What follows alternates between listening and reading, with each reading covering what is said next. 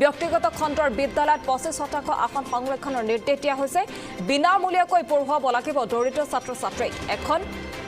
PILৰ শুনানি গ্ৰহণ কৰি এই নিৰ্দেশনা উচ্চ ন্যায়ালয়ৰ 2023 বৰ্ষৰ পৰাই কাৰ্যকৰী হ'ব লাগিব এই নিৰ্দেশনা শিক্ষা বিভাগক ব্যৱস্থা গ্ৰহণৰ নিৰ্দেশ গুৱাহাটী উচ্চ ন্যায়ালয়ৰ আৰু 14 মাৰ্চৰ ভিতৰত বিজ্ঞাপন প্ৰকাশৰ নিৰ্দেশ দিছে উচ্চ ন্যায়ালয়ে এখন PIL গ্ৰহণ কৰিছিল আৰু এই PILৰ শুনানিৰ সময়তে গুৰুত্বপূৰ্ণ নিৰ্দেশনা আগবঢ়াইছে গুৱাহাটী উচ্চ ন্যায়ালয়ে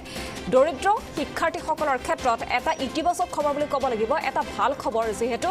ব্যাখ্যান কৰিব লাগিব ৰাজ্যৰ শিক্ষা ব্যৱস্থাক লৈ এই গুৰুত্বপূৰ্ণ নিৰ্দেশনা আগবঢ়াইছে গুৱাহাটী উচ্চ ন্যায়ালয়ে দৰিদ্ৰ ছাত্ৰ-ছাত্ৰীৰ শিক্ষাৰ সন্দৰ্ভত গুৰুত্বপূৰ্ণ নিৰ্দেশনা ব্যক্তিগত খণ্ডৰ বিদ্যালয়ত 25% আসন সংৰক্ষণৰ নিৰ্দেশ দিছে গুৱাহাটী উচ্চ ন্যায়ালয়ে বিনামূলীয়াকৈ পঢ়ুৱাব লাগিব দৰিদ্ৰ ছাত্ৰ-ছাত্ৰীসকলক এখন PILৰ শুনানি গ্ৰহণ কৰি এই নিৰ্দেশনা আগবঢ়াইছে গুৱাহাটী উচ্চ ন্যায়ালয়ে 2023 বৰ্ষৰ পৰাই কাৰ্যকৰী হ'ব লাগিব এই নিৰ্দেশনা শিক্ষা বিভাগক ব্যৱস্থা গ্ৰহণৰ নিৰ্দেশ দিছে গুৱাহাটী উচ্চ ন্যায়ালয়ে আৰু 14 মাৰ্চৰ ভিতৰত বিজ্ঞাপন প্ৰকাশৰ নিৰ্দেশ দিছে গুৱাহাটী উচ্চ ন্যায়ালয়ে